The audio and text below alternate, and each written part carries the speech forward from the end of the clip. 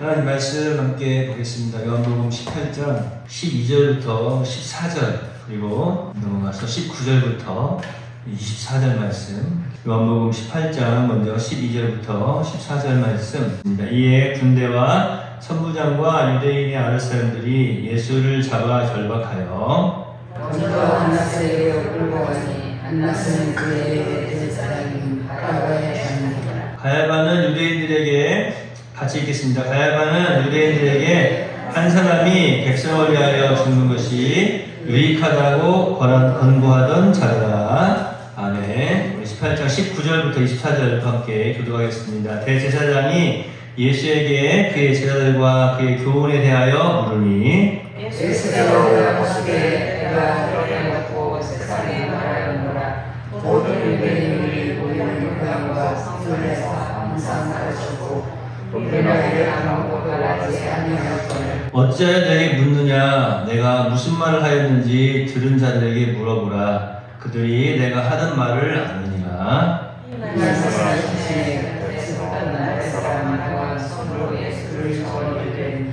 내가 제사장에게 같이 대답하느냐. 예수께서 대답하시되 내가 말을 잘못하였으면 그 잘못한 것을 증언하라. 바른 말을 하였으면 네가 어찌하여 나를 치느냐 하시더라. 안나스가 예수를 결박한 그대로 대제사장 가야바에게 보내니라. 아멘. 옆에 계신 분 바라보시고 말씀 듣고 은혜 받으세요. 오늘은 예수님께서 신문 당하시는 그 모습을 함께 살펴보려고 합니다. 예수님께서 신문 당하시는 또 이제 이 안나스와 대화하는 그 모습 중간에 또 베드로의 모습이 잠깐 등장을 하는데 베드로가 예수님을 세 번 부인하는 그 모습을 잠깐 그 중간에 이렇게 삽입해 놓은 것을 살펴볼 수가 있습니다. 이것은 다음 시간에 우리가 살펴보도록 하고 오늘은 체포되신 다음에 예수님께서 이제 안나스 앞에서 신문을 받으시는 이 모습을 통해서 잠깐 여기까지 우리가 배워야 할 교훈이 무엇인지를 살펴보고자 합니다. 먼저 오늘 말씀에 보면 예수님께서 이제 붙잡히셔가지고 지난주까지 우리가 예수님께서 붙잡히신 그 모습도 한번 자세히 살펴보았죠.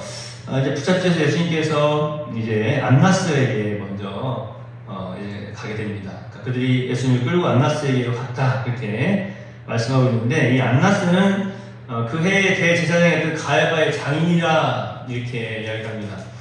그러니까 이 안나스는 이전 제사장이다 이렇게 생각을 이전 대제사장 이렇게 이다라고 생각을 해볼 수가 있는 것이죠. 대제사장인 이 안나스가 이제 예수님에게 질문을 던지는 모습이 오늘 본문에 기록되어 있어요. 예수님께 질문을 던지고 또 사실은 예수님의 이제 제자들에 대해서도 질문을 던지고 있습니다. 그런데 예수님께서 이제 예수님이 이 대답하시는 모습을 보면은 붙잡히셔가지고 어떻게 보면 절박한 그런 상황 가운데 있을 때에도 우리가 앞에서 살펴본 것처럼 붙잡히시는 그 모습 속에서도 그들이 예수님 붙잡으면 그들이 뒤로 쭉 물러가서 엎드러지게 하시는 그런 모습들 통해서 살펴본 것처럼 하나님의 택하신 백성들을 또 특별히 그 가운데 있는 제자들을 이제 지켜주고 계신다라고 하는 것을 살펴볼 수가 있었는데 예수님께서 이 대답하시는 모습 속에서도 보면은 침묵이 있고 대답이 있어요. 그러니까 말씀을 하지 않고 그냥 침묵해버리시는 경우가 있어요. 그런데 그 침묵도 굉장히 큰 메시지가 그 속에 담겨져 있다라고 하는 것을 알 수가 있죠. 그리고 또 대답을 하시는데 그 대답 가운데에서도 보면은 질문을 했던 자들, 그 다음에 예수님을 치고 때리고 또 예수님에게 잘못된 말을 하고 행동을 했던 사람들이 정말 꼼짝하지 못하게 하는 그런 모습들을 살펴볼 수가 있습니다. 이 내용들을 우리가 이렇게 볼 때 저는 이제 이 부분의 내용을 보면은 항상 전에 봤던 그 예수라고 하는 그 영화가 있지 않습니까? 그 영화에서 이 안나스에게로 제일 처음에 끌려갔던 예수님의 모습이 거기에 자세히 기록이 되어져 있어요. 그런데 그 모습이 자꾸 떠오르더라고요. 그 옆에서 이제 제사장에게 함부로 말한다고 예수님을 핍박하던 그 사람들 얼굴도 떠오르고 그러는데 그때는 그냥 그 영화를 보면서 그 성경의 내용을 그냥 그대로 영화를 만들었는가 보다 이렇게 생각을 했는데 오늘 이 말씀을 준비하면서 보니까 참 예수님께서 이 침묵이라고 하는 것을 통해서도 얼마나 큰 메시지를 전달하고 계셨는가 하는 것을 깨닫게 되었습니다. 뿐만 아니라 오늘 예수님이 이 어떻게 보면 절박한 상황, 억울한 상황이기도 하지만 굉장히 답답한 그런 상황 속에서도 어떤 자신의 안위나 혹은 자신의 어떤 평안을 도모하는 것이 아니라, 안전을 도모하는 것이 아니라 가장 먼저 제자들을 생각하고 있었다라고 하는 것을 다시 한번 발견할 수가 있었습니다. 주님께서 지금도 아버지 하나님 우편에 앉아 계셔서 저와 여러분을 이렇게 보호하시고 또 지키시는 줄로 믿습니다. 오늘 대제사장이었던 이 안나스가 제자들의 수를 사실은 더 정확하게 좀 확인해보고 싶었던 마음이 있었을 것입니다. 그 부분을 이제 요한은 자세히 기록을 하지 않았는데 다른 이제 제자들 가운데 또 다른 사복음서의 내용에 보면은 안나스가 친하게 계획을 하고 예수님께 질문을 던져요. 그래서 사실은 예수님뿐만 아니라 예수님을 추종하던 가장 큰 제자들 전체를 다 집어삼키려고 하는, 잡아 죽이려고 하는 그러한 지금 마음을 품고 있는 거죠. 예수님의 12제자 가운데 한 사람이었던 가룟 유다를 이제 예수님을 파는 배신자로 만들었던 그러한 모략가였고 또 그런 인물 아닙니까? 그래서 사실 나머지 제자들이 몇 명인지도 다 알고 있는 거예요. 다 알고 있는데 이제 예수님을 교묘하게 사실은 이 어려운 상황 가운데 처하게 한 다음에 정치적인 목적을 가지고 예수님의 입으로 나머지 제자들에 대한 것을 이제 말하게 하려고 했던 그러한 모습들도 우리가 살펴볼 수가 있어요. 그러니까 그냥 너도 그냥 한 인간에 불과하다라고 하는 거죠. 너도 그냥 이렇게 위험한 상황이 닥치니까 너 하려고 그냥 뭐 안에 제자들 다 뭐 팔아먹는 가늠자만 나쁜 사람이 아니다 라고 하는 것을 지금 어떻게 보면 돌려서 말하고 있는 거예요. 그런데 예수님이 어떤 분이십니까? 다 알고 계시죠. 거기에 대해서는 침묵을 하십니다. 그러니까 안나스라고 하는 사람은 굉장히 정치적인 사람이에요. 제가 조금 전에 말씀드리겠지만 이 사람은 대제사장이 될 수 없었던 사람이거든요. 그런데 로마에 더 많은 돈을 주고 대제사장의 직분을 샀던 그런 사람입니다. 그러니까 이미 종교적으로도 그 당시에 그 이스라엘의 모습을 보면은 그냥 썩을 대로 썩어 있었던 그러한 모습을 살펴볼 수가 있어요. 또 현재 대제사장이 자신의 사위 아닙니까? 그러니까 이게 보면은 이제 이 모습을 보면은 딸밖에 없었던 그런 모습을 살펴볼 수가 있는데 그 대제사장의 그 자리도 지금 대물림을 해 가고 있다라고 하는 거예요. 사실 그럴 수가 없거든요. 대물림을 할 수 있는 그런 자리가 아닌데 또 돈으로 할 수 있었던 그런 자리가 아닌데 하여튼 이 사람이 굉장히 정치적인 사람이에요. 그래서 사실 예수님을 잡아오고 또 이제 예수님을 믿는 사람들을 다른 사람들을 핍박하고 이 모든 일을 주도하고 있는 사람이 바로 안나스였다라고 생각해 볼 수가 있어요. 모든 유대인들에게도 알게 하려고 하는 그런 속셈이 있었던 것이죠. 그런데 예수님은 침묵하십니다. 예수님의 침묵의 이유는 다른 게 아니에요. 제자들의 신변 안전을 이제 위해서 하나님께서 그에게 주신 양들을 하나도 잃지 않으려고 하시는, 그리고 저 깊은 골짜기로 들어가서 혹은 가시밭에 있는 그 양을 안전하게 낭떠러져 있는 그 양을 안전하게 이제 다시 구해서 그 품 안에 품고 돌아오는 그 목자의 모습, 그 모습을 지금 보여주고 계신다라고 하는 것이죠. 이런 부분들을 살펴볼 때 사실은 이것이 진정한 정치의 모습이다라고 하는 것들도 일깨워주고 있는 거예요. 그 침묵의 모습을 통해서 안나스에게 지금 봐라, 난 너하고 다르다라고 하는 것도 분명하게 이제 전달하고 있는 것이죠. 너는 너의 유익을 위해서 뭐 나라도 필요 없고 어떤 종교적인 모습도 필요 없고 하나님도 필요 없고 너만의 유익, 너의 명예를 위해서만 살아가고 있지만 나는 그렇지 않다라고 하는 것을 분명히 보여주고 계십니다. 자신의 어려운 환경 속에서도 제자들을 위하는 모습. 저도 목회자로서 사실은 이 모습을 통해서 예수님께 배워야 해요. 예수님같이는 못하겠지만 어떤 분들은 예수님처럼 기도하려고 하지 말라고 하고 예수님을 닮아가야 된다고 하는데 예수님을 온전히 닮아갈 수 있겠습니까? 노력하는 거죠. 이 모습 속에서도 참 목회자로서의 그런 어떤 모습들, 자신의 어떤 상황 속에서도 제자들을 위한 이런 모습들을 보면서 목회자로서의 갖춰야 될 그러한 모습이 무엇인지를 다시 한번 또 깨달아 도전을 받는 그런 말씀입니다. 이 안나스라고 하는 사람에 대해서 제가 잠시 좀 더 말씀을 드리면, 이 안나스는 주 6년에서부터 15년까지 대제사장의 지위에 있었던 그런 사람입니다. 아까 말씀드린 것처럼 대제사장직을 로마로부터 돈으로 매수한 사람이었어요. 뭐 계속해서 이것이 역사적으로 계속해서 그 후대에도 계속해서 기록이 남아있죠. 근데 이 안나스가 정말로 한 일 중에 아주 유명한 일이 하나 있어요. 그게 이제 예수님하고 사실은 연관이 되어져 있습니다. 안나스는 도대체 왜 그렇게 예수님을 잡아 죽이려고 안달이 나 있었는가? 그것이 바로 어떻게 보면은 이 모심에서부터 시작된 것이 아닌가. 전에 한번 어떤 일이 있었습니까? 예수님께서 성전에 들어가가지고 돈 바꾸는 자들 상을 엎으시고, 성전 안에서 막 짐승을 팔고 있으니까 재물로 드릴 짐승을 팔고 있으니까 그걸 막 내쫓고, 그러면서 성전 정화라고 했죠. 성전을 깨끗하게 하셨던 그 내용이 있지 않습니까? 도대체 그런 일을 왜 하신 걸까 생각을 해봤는데요. 이제 말씀을 또 연구를 해보니까 성전 안에서 희생제물을 파는 그런 장소를 마련해놨던 사람, 돈을 바꿔주는, 그래서 돈을 바꿔주면서 그 이익을 취했던 일을 했던 그 모든 것들을 준비하고 그 일을 진행했던 사람이 누구였겠어요? 바로 그의 대제사장이었던 안나스였습니다. 그러니까 안나스는 어떤 사람이냐면은 뭐 이스라엘 성전에서 제물을 드릴 때에 하루에 뭐 한 마리씩만 제물을 드리겠어요? 수없이 많은 제사를 드리지 않았습니까? 희생 제물을 드리지 않았습니까? 그러니까 뭐 양을 팔아도 한두 마리가 아니라 막 수백 마리씩 계속해서 그런데 그 제물들을 살 때에 성전 안에서 그 제물을 사지 않으면 제사를 드려주지 않는 거예요. 그러니까 자기가 그 법을 그냥 만들어 놓은 거예요.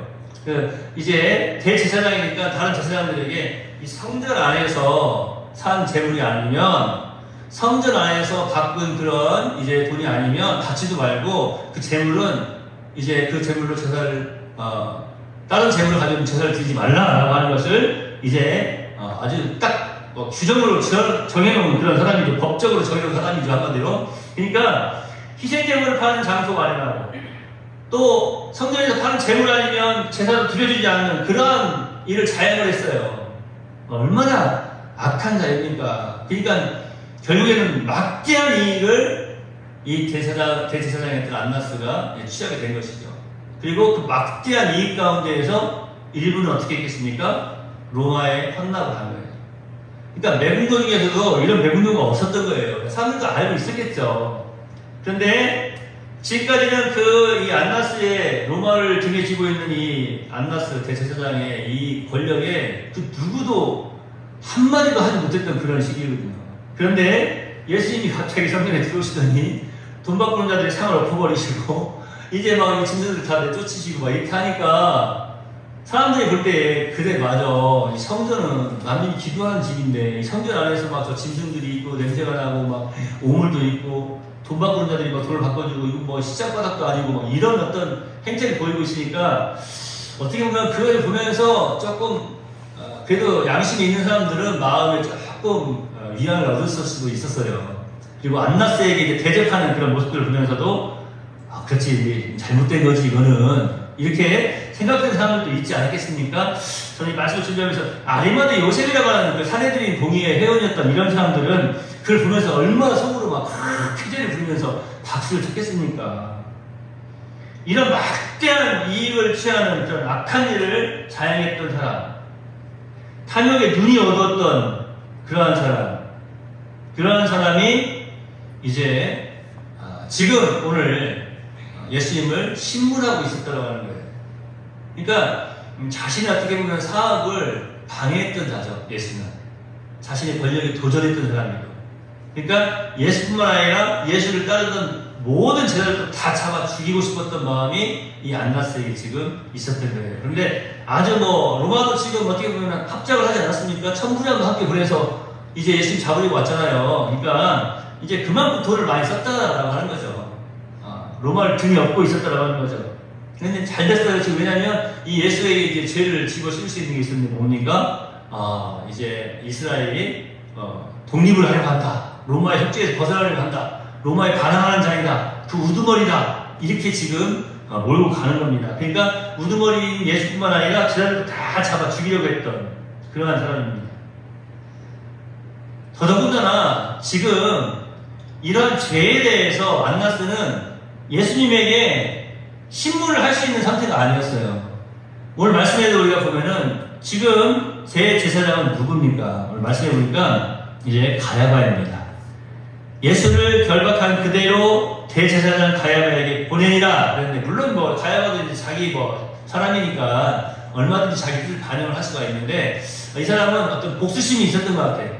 자기가 좀 어떻게든 해가지고 좀 이 예수를 잡아 죽이고 또 로마에게도 잘 보이려고 하는 어떤 그런 모습도 있었던 것 같습니다. 그런데 신문하는 것 자체가 잘못된 거죠.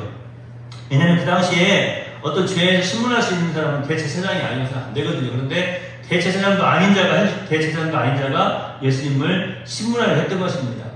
그러니까 예수님은 이런 모든 것을 다 알고 계시죠. 그래서 안나스의 이런 또 불법을 심판하시는 차원에서 예수님께서 그에게 분명하게 말씀을 하시는 것입니다. 그러니까 자, 어찌하여 네가 나에게 묻느냐? 내가 회당과 뿐만 아니라 성전에서, 유대인들이 모이는 회당과 성전에서 항상 가르쳤고 은밀하게는 아무것도 말하지 않았다. 그러니까 불법이나 내가 잘못된 것을 행한 적이 없다라고 하는 거예요. 그런데 네가 지금 나에게 질문하는 것은 사실은 네 질문 자체가 잘못됐다고 하는 거죠. 네가 무엇을 가르쳤느냐, 뭐 어떤 교훈을 가르쳤느냐. 이 질문이 어떤 질문입니까? 아까 제가 말씀드린 것처럼 사실 이거 묻고 싶은 거예요. 왜 네가 성전에서 돈 받고 들은 자들이 상을 얻고 왜 짐승을 내쫓았느냐? 네가 왜 내가 하는 어떤 그런 정책에 대해서 반대를 했느냐? 왜 그런 짓을 했어? 라고 지금 묻고 싶은 거예요. 그런데 너의 교훈이 뭐냐? 라고 지금 돌려서 묻고 있는 건 아닙니까? 잘못된 것, 불의, 또 불법, 이것을 온전히 심판하실 수 있는 분은 진리이신 예수님 한 분밖에 없시다라고 하는 것을 분명하게 보여주고 계신다고 하는 것입니다. 사실은 저와 여러분이 평안한 가운데 신앙생활을 하고 있어요. 참 감사한 일 아닙니까? 이것 또한 우리가 참 하나님 앞에 감사해야 될 내용이죠. 한번 생각해 보십시오. 우리가 마음껏 신앙생활을 할 수 없는 그러한 상황에 처해 있을 때에 오늘 이 신문을 당하신 예수님의 모습 속에서 무엇을 배울 수 있겠습니까? 어떠한 불이든지 어떠한 불법 앞에서든지 결코 우리가 예수님의 이름으로 무릎 꿇지 말아야 된다. 예수님 믿는 일에 대해서 예수님을 포기하고 세상 앞에 무릎을 꿇는 어리석은 자가 되어서는 안 된다 라고 하는 것을 배우게 되지 않습니까? 저와 여러분은 참 이 평안하게 신앙생활하는 것도 참 감사한 일이에요. 오늘 또 예배드리러 온다고 누가 혹시 반대하는 사람 있습니까? 차를 막았다든지 아니면 가니까 욕을 한다든지 나갔다 들어오지 말라고 한다든지 그런 사람들이 없어요. 근데 참 감사해요. 우리 또한 진리에 굳게 서서 사실은 눈에 보이지 않는 불의가 있어요. 제가 전에도 말씀드렸지만 세상에 많은 악한 어떤 영들의 세력들이 있거든요. 눈에 보이지 않는 불법들이 있습니다. 이런 불의에, 이런 불법에 굳게 서서 대항할 수 있는 그 방법은 무엇이겠습니까? 다른 것이 아니에요. 알고 있어야 된다고 하는 것이죠. 그것이 불의인지, 그것이 불법인지, 잘못된 것인지를 알고 있어야 비로소 이제 분명한 진리를 제시할 수 있지 않겠습니까? 우리 예수님 사실은 급박한 상황이죠. 지금 붙잡혀가지고 끌려왔습니다. 묶여가지고 천부장이 이끄는 군대와 많은 사람들이 자신을 끌고 갔을 때 그냥 조용히 그냥 이렇게 끌고 갔겠습니까? 욕짓거리를 해대면서 시끌벅적했을 것입니다. 굉장히 지금 복잡한 그런 상황이죠. 우리가 그 영화에서도 보면 예수님이 끌려갈 때 주변에서 예수님 머리를 치고 몸을 때리고 옷을 찢고 그러지 않습니까? 굉장히 그런 급박한 상황에서도 예수님께서 지금 분명하게 진리 가운데서 계셨다라고 하는 것이죠. 저와 여러분이 오늘 예수님의 모습을 한 번 더 깊이 생각하면서 다른 것이 아니라 우리 또한 예수 그리스도 이 말씀 가운데 예수 그리스도 이 진리 가운데, 이 하나님의 이 공의 가운데 굳게 서서 정말 세상의 악한 영들과 또 그 불의에 대항할 수 있는 그러한 성도가 되어야 될 줄로 믿습니다. 알아야 돼요. 그것이 불의인지 불법인지 알지 못하고 어떻게 대항하고 어떻게 우리가 바르게 설 수 있겠습니까?